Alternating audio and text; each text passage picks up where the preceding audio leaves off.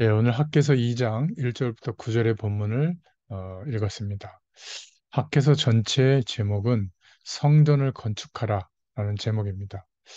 우리 복음 가진 청년, 전문인, 산업인들이 붙잡아야 할 학개서의 말씀을 보겠는데요. 이 학개서는 어, 하나님께서 이스라엘 백성들에게 계속 오실 메시아의 약속을 전달하도록 어, 미션과 사명을 주셨는데 이스라엘 민족들은 자기 민족의 하나님으로만 하나님을 자기의 틀로 붙잡았죠.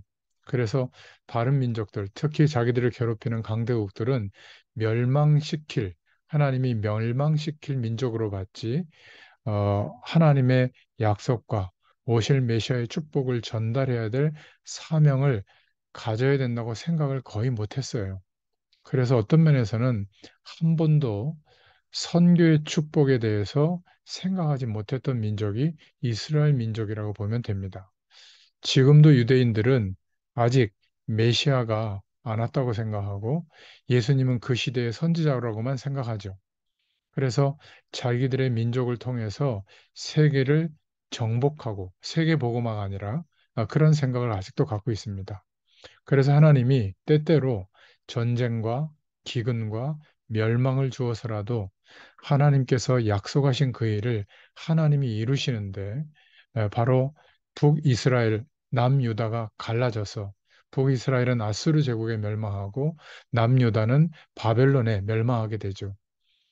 근데 그 바벨론이 아수르 제국을 멸망시키고 그 아수르 제국이 멸망당한 뒤에 바벨론이 어마어마한 통치력으로 패권을 장악하는데 이 바벨론이 통치하는 방법은 자기가 점령했던 나라의 재물을 다 가져오고 또 굉장히 훌륭하고 똑똑한 사람들을 다 노예로 끌고 와서 그 자신의 제국을 형성하는데 소모시켰거든요. 그게 통치 방법이었어요.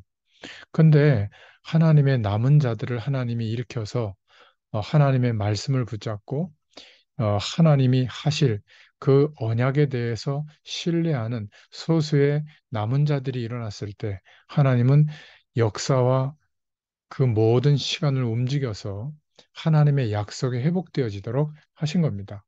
그래서 메데 바사 연합제국이 형성되고 바벨론이 형성된 그 왕궁이 있는 곳은 큰 강변에 어마어마한 성이었는데 그 강의 진원지였던 거기에 댐을 막고 메데 바사 연합제국을 건설한 고레스 왕이 침공해 와서 바벨론 대제국을 멸망시킵니다. 그래서 그 고레스 왕이 어, 이제 바벨론을 멸망시키고 나서 페르시아 제국을 통치하는 방법이 뭐냐면 정반대예요. 오히려 각 나라로 포로들을 다 돌려보내주고 자기들이 믿는 신을 섬길 수 있도록 성전을 짓게 하고 그리고 각 나라가 부강하게 되어져서 이제 그때 세금을 걷어가지고 통치하는 방식이거든요. 그래서 고레스 왕의 칙령으로 포로가 1차, 2차, 3차 나중에 귀환할 때 먼저 포로를 귀환시키면서 성전을 지을 물자나 인력을 동원해서 또 총독까지 파견해가지고 성전을 짓도록 그렇게 칙령을 내린 겁니다. 그런데 안타까운 것은 포로로 잡혀가고 난 뒤에 가나안 땅에 남아있던 이스라엘 백성들, 가나안 땅은 작지만 12지파가 땅을 분배해서 있었잖아요. 그런데 어, 남아있던 이스라엘 백성들이 그 땅을 차지하고 호의호식하고 있었던 거예요. 근데 포로에서 귀환돼 와서 이제 그 포로들이 자신들의 땅을 차지하고 뭔가 성전을 재건하려고 하니까 이 사람들이 위기의식을 느껴서 그 페르시아 제국에다가 거짓으로 상소를 한 겁니다. 뭐라고 상소를 했냐면 저들이 다윗 왕조를 일으켜서 독립하려고 한다. 그러니 저들을 막아줘라. 이런 식으로 거짓말로 상소를 하게 됩니다. 그래서 내분이 일어나고 결국은 성전을 지을 물자와 인력이 파견되는데도 불구하고 기초만 딱 닦은 상태에서 시간이 50년이 지난 거예요. 그러니까 고레스 왕의 칙년 이후에 50년이 지나도 성전이 건축되지 못하고 있던 그때에 이제 포로로 있던 이 학계에게 나머지 포로들과 같이 귀환을 시키면서 하나님의 말씀이 임한 것을 전달한 것. 그게 학교사라고 보면 됩니다. 그래서 우리 복음 가진 청년, 전문인, 산업인들이 서론으로 먼저 생각하고 붙잡아야 될 내용이 뭐냐면 하나님께로부터 우리가 미션을 다 받았을 겁니다. 명확한 사람도 있고 아직 희미한 사람도 있고 또 아직 미션을 안 받은 사람도 있어요. 괜찮습니다. 하나님의 미션은 올 것이기 때문에 괜찮습니다. 중요한 것은 미션이 왔을 때 모든 전도자들이 어떻게 이 하나님의 미션을 이루느냐가 중요하죠. 하나님의 미션을 받았을 때 그 미션을 이루는 방법이 중요합니다. 다윗은 왜 성전을 건축할 수 있었을까? 그리고 북이스라엘과 남유다의 왕들을 통틀어서 다윗 왕조와 솔로몬 왕조 때 가장 부흥됐거든요. 하나님이 축복하셨습니다. 그런데 이 다윗이 어릴 때 언약궤 옆에서 잠들면서 하나님의 음성을 들었던 사무엘 선지자가 와서 다윗에게 이런 말을 하죠. 너는 앞으로 왕이 될 것이다. 그리고 저 애굽에서 이스라엘 백성들 우리 조상들이 나올 때 언약궤를 하나님이 세우게 했는데 그 언약궤의 가치를 몰라서 블레셋에 빼앗겼다가 얼마 전에 그 언약궤를 찾아왔다. 지금은 아비나답의 집에 사람의 집에 있다. 이러면서 우리는 좋은 집에 살고 있는데 언약궤는 바람 부는 데 있다. 너는 앞으로 왕이 되거든 언약궤를 둘 성전을 건축하고 언약궤를 중심으로 예배가 회복되도록 해라. 이게 어린 시절에 다윗의 마음속에 붙잡게 했던 하나님의 말씀이 임한 거예요. 그때부터 사무엘상을 읽어보면 여호와의 신이 임하니라. 다윗이 하나님의 신에 붙들려서 성령에 붙들려서 하나님의 역사를 이루는 인생으로 쓰임 받게 되죠. 여러분, 하나님의 미션을 이루는 가장 중요한 제일 좋은 방법은 말씀을 받는 겁니다. 하나님의 말씀이 임하죠. 우리에게. 그런데 대부분 말씀을 못 붙잡아요. 왜냐하면 이스라엘 백성들처럼 자기가 살아온 지식, 경험, 인생의 틀과 범위 안에서 힘든 문제를 해결하는 정도로만 말씀을 붙잡는 겁니다. 그러니까 그렇게 고시 공부도 하고 뭐 어마어마한 공부들을 많이 하는데 의사가 되려면 대학 공부까지도 부족해서 어마어마한 공부들을 많이 하잖아요. 그런데 예수 믿고 난 우리가 성경 66권을 통해서 하나님이 말씀하시는 내용들이 있거든요.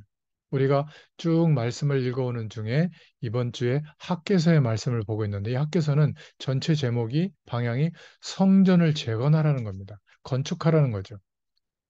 건축물을 말하는 게 아닙니다. 오늘 이 시대에 성전을 건축한 교회도 있고, 아직 건축하고 있는 교회도 있고, 또 건축해야 될 교회도 있죠. 물론 교회, 성전을 건축해야 됩니다. 그런데 두 가지 의미가 있죠. 학교에서의 말씀을 붙잡을 때, 하나님이 우리에게 미션을 주셨을 때, 그 미션을 이루는 방법 중에 제일 좋은 방법은 말씀을 붙잡는 겁니다. 모세는 이 미션을 이루는 방법을 놓쳤죠. 하나님의 미션이 임했는데 자기가 이루려고 하다가 결국 왕궁에서 도망자의 신세가 되고 또 광야 생활을 하게 됐죠. 결국은 호렙산에서 하나님의 말씀을 붙잡습니다.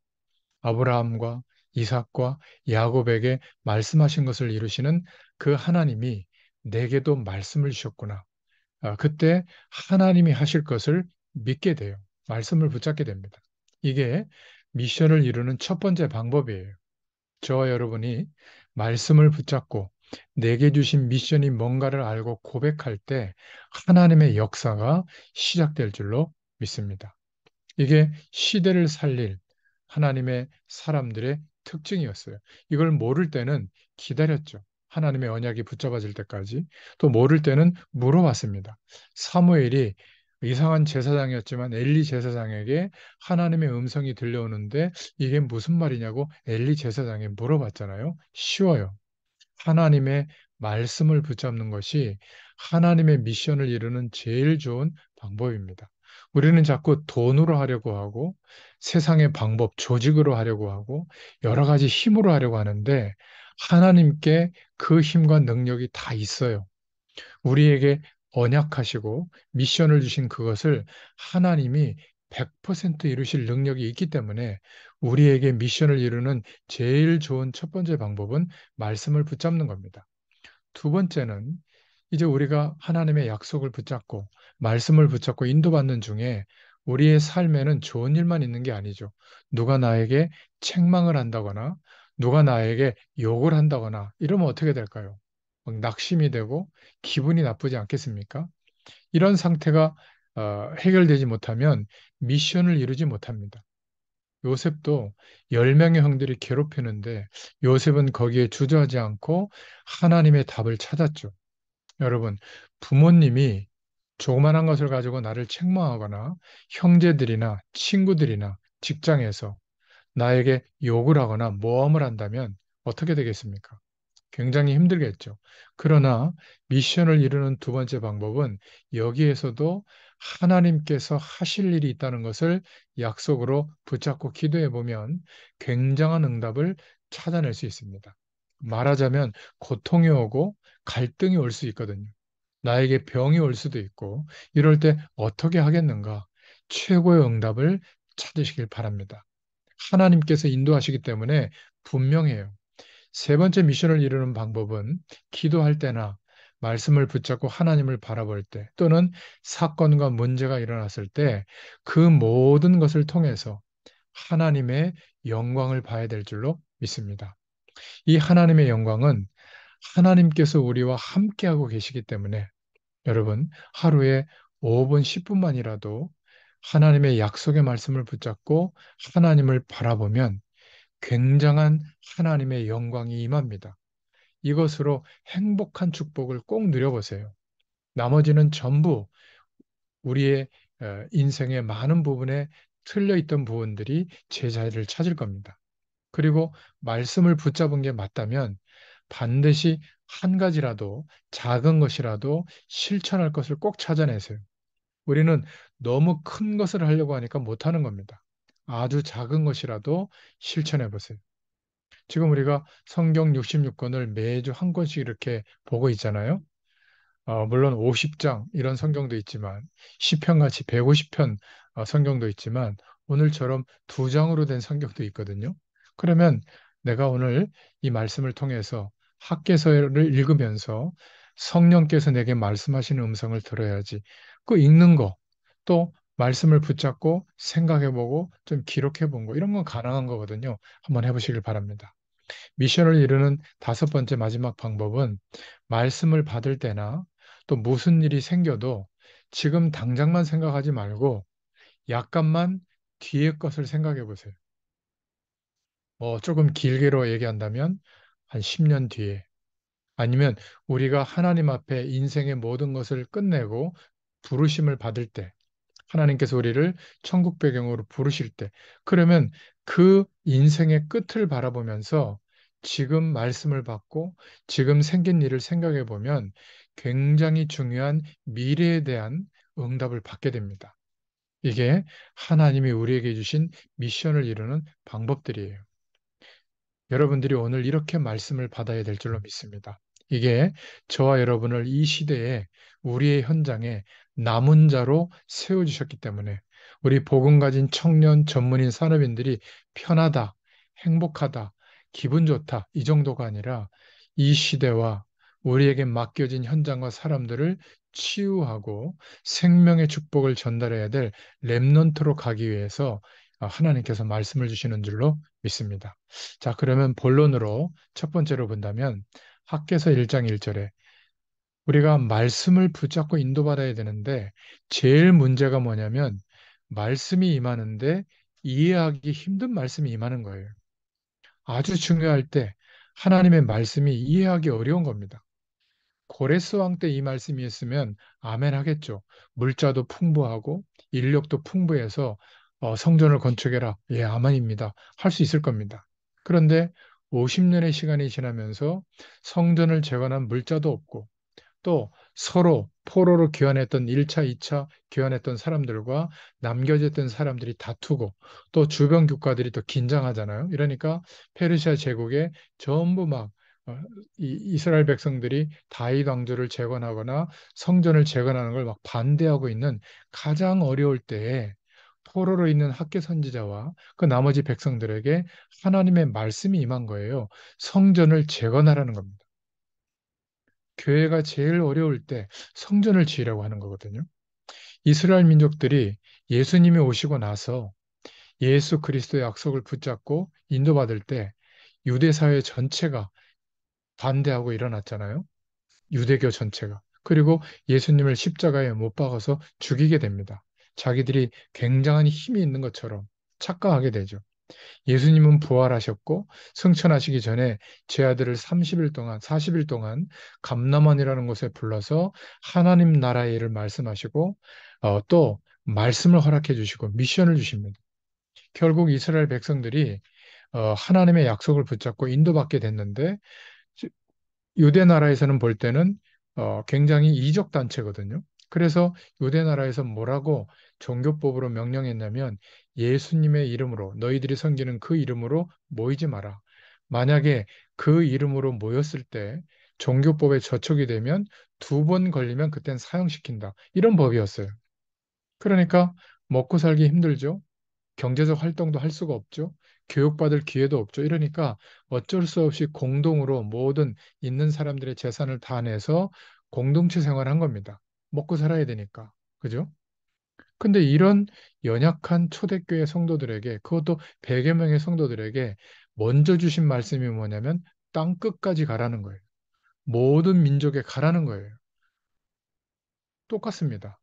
하나님의 약속의 말씀이 우리에게 임할 때 우리가 예, 제가 그렇게 하죠 라고 아멘할 수 있는 상황에 중요한 말씀이 임한 적이 한 번도 없어요. 항상 어려움 속에 있는 것 같고 내가 연약한 것 같고 문제 가운데 휩싸여 있는 그때에 중요한 하나님의 말씀이 임하는 거예요. 왜 그렇죠? 너희의 노력과 힘으로 될 수 있는 일이 아니라는 거예요. 너희에게 주는 그 미션, 세계복음화의 약속, 전도와 선교의 축복은 나의 약속이고 그 축복은 내가 이룰 것이다. 너는 이 약속을 내가 이룰 것을 믿으라는 거예요. 그러니까 전혀가 이해 안 되는 학계에서의 학계에게 말씀이 임한 겁니다. 하나님은 아주 중요한 응답을 주실 때, 우리의 계산으로 계산될 수 없을 때, 그때 말씀을 주십니다. 기억하세요. 포로되었던 때 다레오 왕 제2년에 주신 말씀이죠. 학계 선지자는 하나님의 말씀을 믿는 사람이었어요. 남은 자였던 겁니다. 이름이 축제, 잔치라는 뜻인데 별로 알려지지 않은 선지자였습니다. 하나님께서는 성전 재건을 이 학계 선지자에게 말씀으로 명하신 겁니다. 학계 선지자에게 이해하기 힘든 말씀을 주셨죠. 고레스 왕이 말한 지 50년이 지났을 때 아무도 성전 재건에 대한 희망을 갖고 있지 못했을 때 다시 말씀이 임하게 된 겁니다. 오늘 다윗이 받았던 그 하나님의 말씀, 그 말씀을 붙잡고 하나님이 하실 것을 믿고 평생을 준비했던 다윗의 그 미션이 우리에게도 임하기를 축원드립니다. 우리가 어린 시절에 하나님의 미션을 못 붙잡았기 때문에 성인이 되고 청년이 되고 또 전문인이 되고 사람인이 돼도 내가 무엇을 위해서 인생을 살아야 될지 방향 설정이 안 돼 있는 거예요. 어떤 면에서는 내가 누구인지 무엇을 위해서 어떻게 살아야 할지 모르기 때문에 어쩔 수 없이 사람들이, 하나님 모르는 사람들이 이 세상에서 열심히 살아가는 그 길을 우리도 따라서 가는 겁니다. 성경 말씀은 세상과 담사하라 그렇게 말하고 있지 않아요. 세상 속에 있는데 내가 오늘을 살아도 똑같이 일하고 똑같이 어려움을 겪고 똑같이 공부해도 내가 왜 살아야 되는지 그 이유가 분명해야 되는 겁니다. 하나님이 우리에게 주신 미션을 따라 그 미션을 이루는 방법을 알아야 되죠. 여러분, 다윗이 옛날에 준비했던 그 성전, 나는 왕궁에서 이렇게 편안하게 잠을 자는데 언약궤는 바람 부는 데 있어서 되겠느냐? 여러분, 이 마음이 있다면 하나님이 말씀으로 임하실 때 순종하게 되어 있습니다. 하나님께서 하실 것을 믿죠. 근데 우리는 어떻게 하죠? 성전 건축하라고? 우리 교인이 몇 명이고, 지금 성전 건축하려면 돈이 얼마나 드는데, 그래? 빨리 도망가야 되겠는데? 아유, 이거 걱정인데? 계산부터 합니다. 하나님이 원하시는 것이 맞다면, 그것을 이룰 하나님을 우리가 믿고 있다면, 그 말씀의 언약이 우리에게 임할 때 가슴이 뜨거워지고 순종할 수 있기를 바랍니다. 우리가 정말 부족하고 모자라다면 하나님이 하나님의 능력을 동원하셔서라도 반드시 성취하십니다. 그런데 대부분 성전에는 관심이 없죠. 우리 집이 얼마나 좋아야 되고, 우리 회사가 얼마나 좋아야 되고, 또 얼마나 좋은 차를 타고, 얼마나 좋은 데 여행을 가고, 맛있는 음식을 먹고, 여기에는 관심이 있는데, 이 시대의 성전 건축, 하나님의 사람들이 모여서 훈련을 받고, 은혜를 받고, 또 현장에 파송되어져서 정말 우리의 현장에 이 전도운동, 복음운동이 지속되어질 수 있는 전도운동 할 수 있는 현장 시스템이 세워지는 거, 이것도 성전 건축이거든요. 여러분, 여기에 마음을 담으시기를 축원드립니다. 우리 모든 복음 가진 청년 전문인 산업인들이 가슴속에 성전 재건이라고 하는 메시지가 들어가기를 축원드립니다. 하나님께서는 그래서 중요한 사람들에게 먼저 말씀을 주셨죠. 선지자 학개에게 말씀이 임했고, 어, 파견되어진 수룹바벨에게 총독에게 말씀이 전달되어졌고, 또 대제사장 여호수아에게 말씀이 전달된 겁니다. 예전에는 기독교인들 가운데 세계 경제를 움직이는 경제인들이 많았습니다. 근데 왜 요즘 우리 교인들, 성도들에게는 그런 경제인이 나오지 않을까요? 하나님의 메시지를 받은 적이 없기 때문에 그렇습니다. 하나님이 우리 시대에 주시는 하나님의 미션과 그 미션을 이루는 하나님의 말씀을 받는다면 지금도 하나님께서 역사해 주십니다. 만약 여러분이 슈퍼 엘리트고 여러분이 막 어마어마한 산업을 하고 있고 막 그런 사람에게 제가 지금 말씀을 전하면 여러분들이 예, 아멘입니다. 제가 그럼 이렇게 하죠. 생각할 수 있을 겁니다. 여러분들의 현실과 여러분들의 지금 달란트와 여러분들의 현장을 보면 저 목사님이 자꾸 뜬금없이 저렇게 큰 얘기만 할까? 나는 지금 당면한 문제가 크고 너무 저렇게 어마어마한 말씀보다 구체적으로 어떻게 하면 당장 이 문제를 해결받을 수 있을까? 이런 말씀을 좀 전해주지 이렇게 생각할 수 있거든요. 근데 하나님의 말씀은 언제나 똑같아요. 언제나 언약을 설명하시고 미션을 설명하시고 말씀을 주시고 그 말씀하신 대로 하나님이 이루실 것을 믿으라는 겁니다. 그 믿음이 회복되어진 소수를 통해서 하나님의 역사하시는 통로가 계속되어지고 나타나졌죠. 오늘 우리에게 그 말씀을 허락하시는 이유는 우리를 통해서 그 응답을 하시겠다는 겁니다. 그래서 오늘 미션을 이루는 방법, 말씀이 와서 우리의 심령에 꽂혀야 될 줄로 믿습니다. 부딪혀야 돼요. 성전 하나 짓는데 왜 그렇게 경제가 어려운가? 말씀이 꽂힌 적이 없기 때문에 그렇습니다. 지금 막 잼버리 같은 걸 통해 가지고 세계 청소년들이 왔는데 뉴스에서 보지 않았어요? 교회는 아무런 그들에게 영향을 주지 못하는데 이 조계종 불교단체에서 선포를 했죠. 170개 사찰의 문을 다 열 테니까 지방 자치단체에서는 우리 사찰에 템플스테이를 보내라. 그래가지고 이 청소년들이 뭐 프로그램이 없으니까 그 중에 하나로 템플스테이를 다 간 겁니다. 그 중에 유럽의 랩런트들, 유럽의 그 보이스카웃들이 그 청소년들이 뭐라고 얘기한 게 나왔죠? 나는 이제 불교에 귀의할 거다. 그리고 머리를 깎은 장면이 나왔어요. 야, 그거 보면서요. 저들이 돌아가서 이제 불교라고 하는 그 뭘 알겠습니까? 근데 너무나 좋은 이미지가 심겨진 겁니다. 지금 그 청소년들이 교회에 온다면 교회에 수용할 것도 없을 뿐더러 교회에서 하나님을 알 수 있는 문화를 보여줄 게 너무 없는 겁니다. 엄밀히 말하면 우리가 하는 전도, 우리가 하는 선교가 너무 현장적이지 않지 않는가? 저는 그것을 보면서 하나님의 말씀을 또 준비하면서 성전을 건축하라. 이 말씀이 제 마음에 꼽혔습니다. 여러분들에게도 이 은혜가 있기를 축원드립니다. 여러분, 하나님의 말씀이 꽂히는 날, 하나님의 역사가 시작됩니다. 저와 여러분의 가슴에 상처와 어려움과 문제가 꽂혀 있다면 반드시 중병이 돼요. 여러분, 다윗에게 하나님의 언약이 꽂혔듯이 지금 학계에게 말씀이 임했듯이 저와 여러분에게 임하기를 축원드립니다.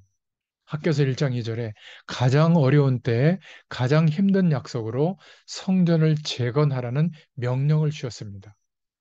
애굽에서 나온 후 가장 힘들었을 때 출애굽기 25장에 보면 광야 시절에 성막 지을 것을 명령하셨죠. 오늘 학개서 2장 1절부터 9절에 포로 중에 학개 선제를 통해서 이제는 성전을 재건할 수 있는 형편도 안 되는데 성전 재건을 명령하셨습니다. 마태복음 28장 또 사도행전 11장 19절부터 30절에 보면 초대교회가 가장 경제적으로 어려울 때, 상황적으로 어려울 때 초대교회에 세계 선교를 명령하셨습니다. 여러분, 하나님께서 가장 어려울 때 말씀을 주시는 것처럼 보이기 때문에 이것 때문에 우리는 착각합니다. 아니, 우리가 어려운데 돈이 어디 있느냐? 우리가 지금 고향으로 포로에서 이제 귀환하면 고향에 돌아가서 살 걱정을 해야지 무슨 성전을 짓겠느냐? 그런데 하나님은 애굽에서 나온 후에 가장 힘들 때 하늘의 모형인 성막을 지으라고 하셨습니다. 오늘 하나님의 말씀이 세계복음화를 향한 하나님의 언약이 저 여러분에게 담겨지기를 축원드립니다. 이제 두 번째로 첫 번째 학개서를 통해서 말씀이 임하죠. 책망과 호소를 하고 있는 내용이 나옵니다. 여러분, 하나님의 말씀을 받을 때 이 말씀을 하나님의 약속으로도 받아야 되지만 책망으로도 받아야 될 줄로 믿습니다. 잠언서에 보면 지혜가 없는 사람에게는 칭찬해 줘라. 그런데 지혜가 있는 사람에게는 책망을 해라. 이렇게 말씀하고 있습니다. 세상에서의 모든 방향은 칭찬하라고 해요. 그러면 고래도 춤춘다고 가르칩니다. 그러나 진짜 엘리트는 그렇지 않죠. 진짜 엘리트는 하나님의 사람은 큰 책망과 어려움 속에서 답을 찾아냅니다. 그래서 오늘 학교에서의 배경 속에 있던 이스라엘 백성들도 보면 멸망받는 사람들의 특징인데 현실적이고 육신적이고 자기 유익에 빠져 있는 겁니다. 먹고 사는 문제에 그것이 훼손될까 봐 성전 건축에 명령이 임했는데도 하나님의 말씀이 임했는데도 거절하고 받지를 않는 겁니다. 한마디로 말해서 이스라엘 백성들은 늘 그랬어요. 복음과 전도에 무관심한 시대였던 거죠. 반대로 지금 이단은 하나님의 말씀을요, 굉장히 긴급한 것처럼 경고성으로, 그래서 이 메시지를 안 붙잡으면 안 되는 것처럼 특별 메시지로 말하면서 성도들을 미혹합니다. 하나님은 한 번도 그런 말씀을 주신 적이 없어요. 위기와 재앙을 말씀하셨지만 항상 그 이유가 회복될 길, 살 길을 주셨죠. 그 결론이 바로 그리스도입니다. 그러니까 멸망받는 사람들의 특징이 전부 현실적인 데에 빠져 있어서 하나님의 말씀이 임하는데 무관심한 겁니다.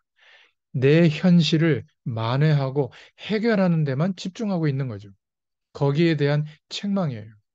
지금 이단들은 전 세계, 특히 미국 같은 50개 주 앞에 그 현장마다 그 현장을 파고 들어갈 전초기지들을 다 세우고 있거든요. 대순진리교도 그렇죠. 또 하나님의 교회라고 하는 그 이상한 단체도 그렇죠. 저 신천지 단체도 그렇죠. 그런데 개신교회들은 보세요. 자립하기도 어려운 정도입니다. 이게 말이 됩니까? 그죠? 그래서 하나님의 말씀을 받을 때 은혜도 받아야 되지만 책망으로도 받을 수 있기를 바랍니다. 이 위기를 막을 수 있는 그 답은 그리스도밖에 없고 그 그리스도의 답을 가진 우리마저도 침묵하고 있다면 너무 안타까운 상황이 계속되겠죠. 그래서 긴박하게 막 몰아붙이고 교회가 나아가는데 방해하는 그런 것들은 굉장히 틀린 겁니다. 우리의 답은 그리스도면 된다. 이 답이 있는 줄로 믿습니다. 그래서 하나님께서 성전 재건을 촉구하시는 책망을 먼저 주신 겁니다. 성전이 황폐되어 있는데 기초만 쌓다가 풀이 무성한데 이때 너희가 판벽한 집에 거하는 것이 옳으냐? 이렇게 말씀하고 있죠. 판벽한 집이 뭐죠? 집이 얼마나 좋은지 집 벽에다가 판화로 그림을 새겨 놓은 겁니다. 이때 당시에 굉장히 좋은 집을 말하는 거죠. 결국 행복하고 성공되고 잘 사는 집에 머무는 게 나쁘다는 것이 아니라 성전 이렇게 황폐되어 있는데 너희가 그런 것에 머물러 있어서 그런 것만 몰두하고 있어서 옳으냐 그 말입니다. 그러면 어떻게 된다고요? 뿌릴지라도 수확이 없으며 먹어도 배부르지 아니하며 마실지라도 흡족하지 않으며 입어도 따뜻하지 못하며 싹을 얻어도 구멍 뚫어진 전대에 넣음이 되느니라. 학교에서 1장 6절에 말씀하고 있습니다. 그래서 1장 8절에 너희는 산에 올라가서 나무를 가져다가 성전을 건축하라. 영광을 얻으리라. 여호와의 말이니라. 성전 재건을 책망하셨습니다. 여러분, 말씀에 하나님의 음성을 들을 수 있기를 축원드립니다. 아무리 노력해도 자꾸 구멍 속으로 탁 빠져나간다. 우리의 인생을 헛일로 살아서는 안 될 줄로 믿습니다. 여러분, 모든 복음 가진 청년 전문인 산업인들은 오늘 말씀, 학교에서의 말씀을 마음에 담으시길 바랍니다. 성전을 건축하라. 우리의 현장에 복음 운동을 지속할 전도 시스템을 세우는 것을 마음에 담으시길 바랍니다. 여러분, 그냥 단순히 막 전도에 돌리고 예수 영접하는 전도회라 그 정도가 아니에요. 이 복음 운동이 지속될 수 있도록 지금 다민족들이 우리 한국에도 와 있고 해외에서 보면 다민족들 국가잖아요. 거기에 하나님이 남겨두신 자들을 찾아서 그들을 훈련할 수 있는 시설, 뭐 문화센터 다 좋습니다. 또 그들 중에 후대들을 일으킬 수 있는 뭐 공익재단 이런 산업인들이 일어나서 내가 먹고 살고 성공하는 것은 말할 것도 없고 그 기업 중에 중요한 기업을 분사해서 전문 기업을 선교적 기업을 만들어서 이것을 공익재단화해서 나와 같은 산업인 중에 하나님이 준비한 지혜자를 찾아서 함께 공익재단을 만들고 공적인 룰에 의해서 전도와 선교에 쓰임받을 수 있는 이런 현장 전도 시스템을 세울 수 있도록 하나님께 기도하시길 바랍니다. 여러분, 정말 하나님의 사람들이 꿈꿔야 될 일들이 있어요.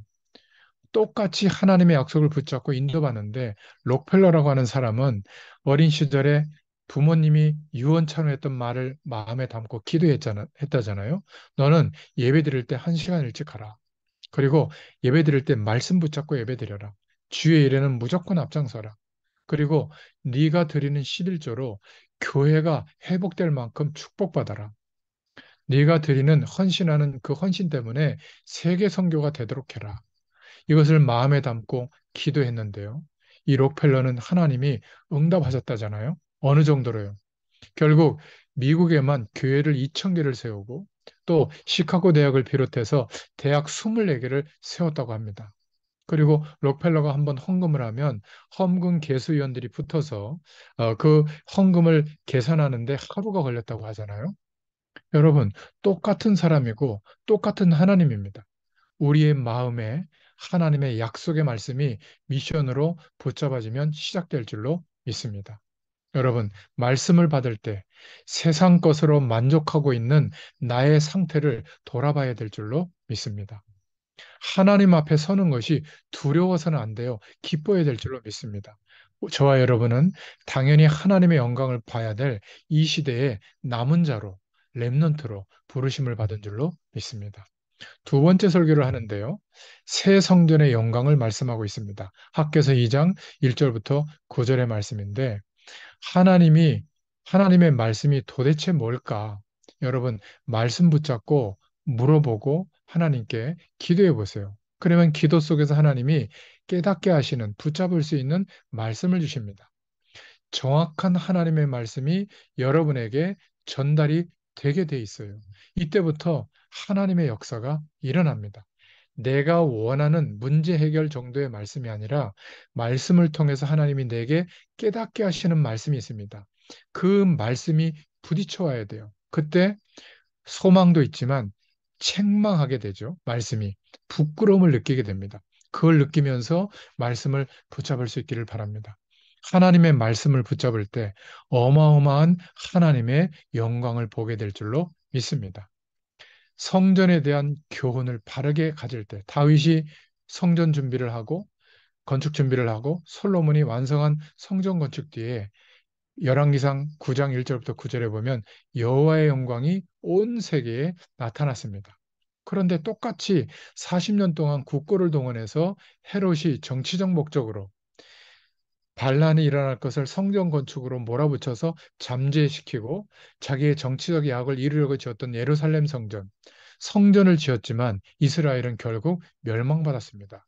요한복음 2장 12절부터 25절에 나오죠. 여러분, 새 성전, 이 학계 시대에 말씀이 임하고 그 약속을 믿고 나아갈 때 새 성전을 통해서 다윗 성전을 지었을 때처럼 여호와의 영광을 보리라 말씀하신 겁니다. 남은 자 중에 이전 성전의 영광을 본 자가 있느냐? 너희들은 강대국, 사람들, 그 배경 의지하지 말고 스스로 굳세게 할지어다. 학교에서 2장 1절부터 4절에. 애굽에서 나올 때 언약했던 그 나의 말, 언약과 나의 영이 너희와 함께 지금도 머물러 있기 때문에 두려워하지 마라. 학개서 2장 5절에.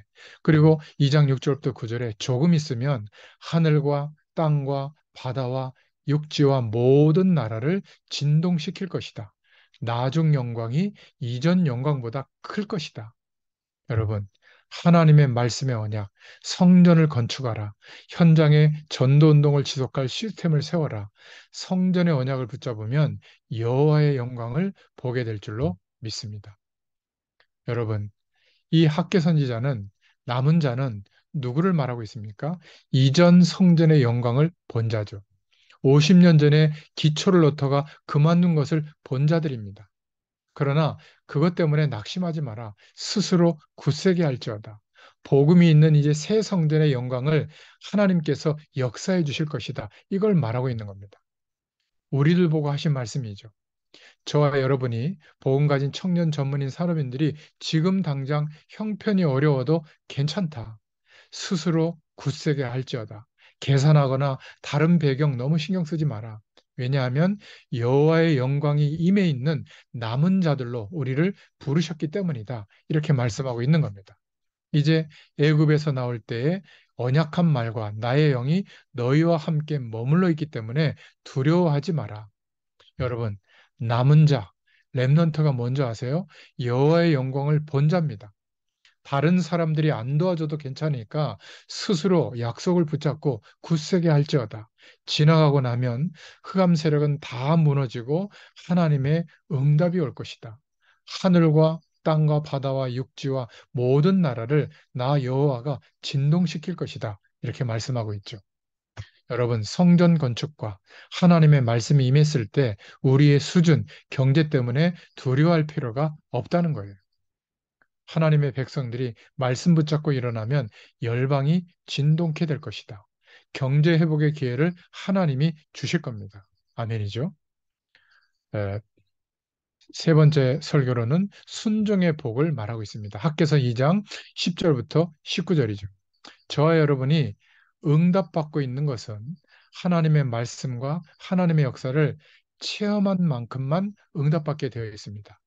저와 여러분이 알고 있는 것은 또 체험한 정도로만 알게 되죠. 그래서 제일 좋은 하나님의 응답이 말씀이 임할 때 순종하는 게 복입니다.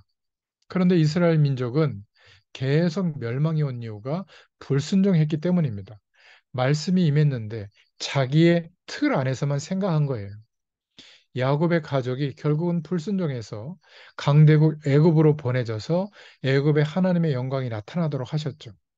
이스라엘 백성과 지도자들이 불순종함으로 그 주변 국가에 대한 하나님의 계획을 놓쳤기 때문에 블레셋, 아수르, 아람 나라의 공격을 받고 노예로 팔려가게 된 겁니다. 결국 우상에 빠지고 하나님 없는 세상 배경에 타락에 빠져서 여전히 불순종하니까 결국은 바벨론의 포로로 끌려가게 된 겁니다. 하나님의 말씀에 불순종했다는 말도 되지만 하나님의 말씀이 임하는데 안 받은 거예요. 그러니까 노예가 되고 전쟁에 시달리고 멸망이 임한 겁니다. 이스라엘 백성들이 말씀을 안 받아서 계속 고통당한 겁니다. 여러분, 변하지 않는 하나님의 말씀이 임할 때 순종하면 반드시 살게 될 줄로 믿습니다. 말씀 앞에 순종하는 자에게 하나님의 역사가 성취될 줄로 믿습니다. 여러분 꼭 기억하세요. 그래서 저와 여러분들이 너희가 말씀에 순종하면 오늘부터 내가 너희에게 복을 주리라. 이 학개서에 말씀하고 있잖아요. 언약 가진 백성이기 때문에 이 시대에 남은 자로 부름을 입었기 때문에 말씀이 임할 때 순종하면 오늘부터 내게 복을 주리라. 바르게 순종해야 되겠죠. 그리스도 중심으로 순종하면 됩니다. 복음 중심, 전도 중심으로 순종하면 됩니다. 그리고 여러분이 섬기는 교회 중심으로 순종하면 돼요. 바르게 순종하면 하나님이 주시는 바른 응답이 오게 되어 있습니다. 오늘 여러분들이 몸담고 있는 흑암 경제가 무너지고 하나님의 경제가 회복되는 날이 되기를 축원드립니다. 저와 여러분에게 성전 건축의 사명과 현장 복음 운동을 지속할 현장 속에 전도 시스템이 세워지도록 말씀이 꽂히게 되기를 축원드립니다. 저는 솔직히 말하면 옛날에는 내 힘으로 하려고 생각해 봤더니 안 된다라고 생각을 했던 거예요. 그러니까 말씀이 임해도 믿지를 못한 겁니다. 어떻게 내가 더 커져야 되고, 내가 더 많은 사람들을 확보해야 되고, 경제적으로도 많은 부를 이뤄야 되고, 그래야만 할 수 있다고 생각한 거거든요.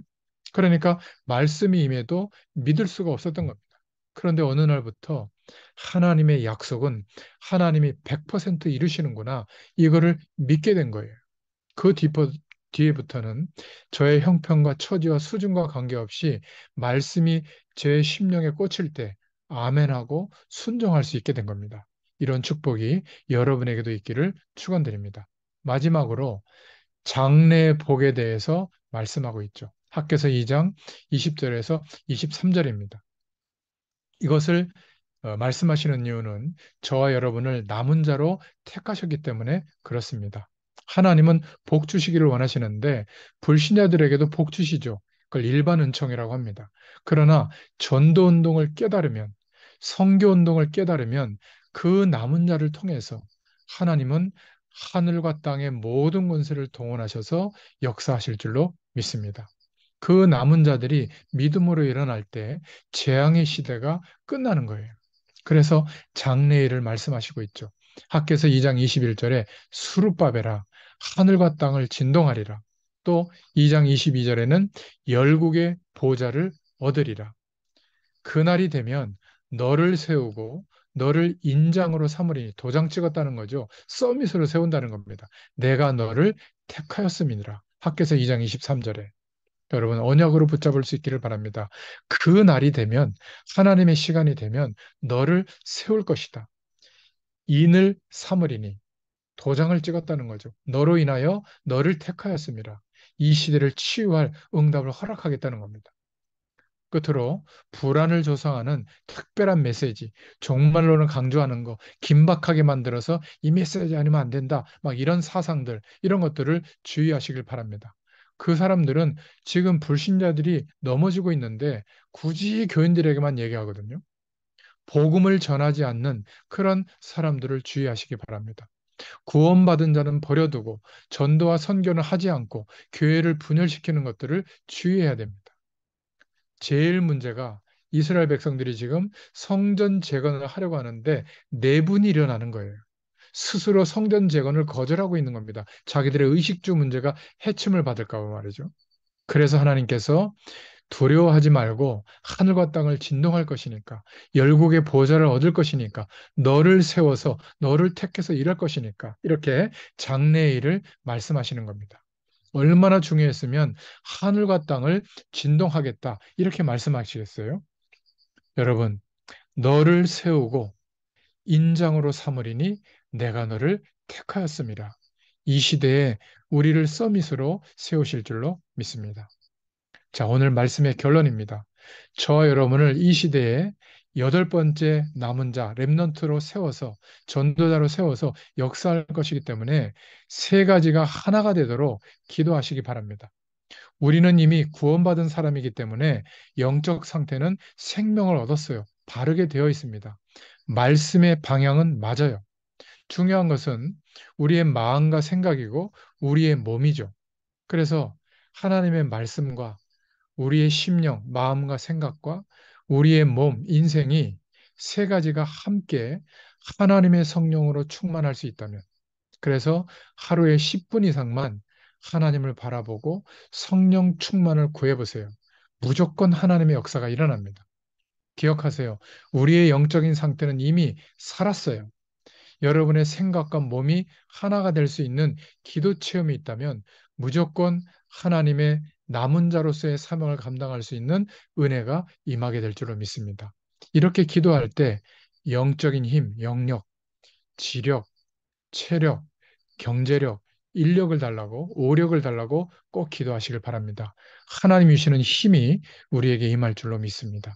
그리고 마지막으로 나의 일과 나의 전문성을 통해서 결국 이 복음과 하나님의 영광이 나타나도록 전도 운동이 일어나도록 기도하시길 바랍니다. 이렇게 기도하잖아요. 그러면 나의 오늘 속에 하나님이 준비하신 응답을 보게 됩니다. 하나님이 역사하세요. 그걸 보고 유일성의 응답이라고 합니다. 세상 사람들이 노력하는 경쟁에서 이기는 게 아니라 하나님이 주시는 응답이 와요. 나의 일에, 나의 삶에. 그 유일성의 축복이 오면 전도운동, 선교운동을 지속할 수 있게 됩니다. 오늘 여러분들이 꼭 응답받아야 될 미션의 방법. 제일 중요한 것은 하나님의 말씀이 저와 여러분 속에 들어와야 돼요. 말씀이 우리에게 꽂혀야 됩니다. 그때 불같은 성령의 역사가 일어나야 됩니다. 하나님의 영광을 보고 소망을 갖는 것과 동시에 말씀에 비춰서 우리의 중심과 우리의 방향과 인생을 비춰볼 수 있기 때문에 부끄러움을 느낄 수 있어야 됩니다. 그러면 반드시 작은 것이라도 실천할 수 있는 단계가 오죠. 지금 우리가 여기에 말씀을 듣고 있다는 것이 조금 미래를 내다본다면 굉장히 중요한 하나님의 미래를 준비하는 축복의 자리입니다. 오늘 다윗과 학개 선지자의 가슴에 담겼던 성전 건축, 또 우리의 현장에 전도 운동을 지속할 성전, 전도 시스템을 놓고 하나님의 말씀으로 담기를 바랍니다. 성전은 전도의 제일 좋은 방법이고요. 현장의 전도 시스템은 문화를 바꾸는 선교의 제일 좋은 방법입니다. 여러분, 이 응답이 저와 여러분에게 일평생 계속되기를 축원드립니다. 한번 저를 따라서 해보시기 바랍니다. 나는 교회 살리는 주역이다. 나는 세계 살리는 주역이다. 여러분, 이 축복이 있기를 축원드립니다. 기도하겠습니다. 하나님 감사합니다.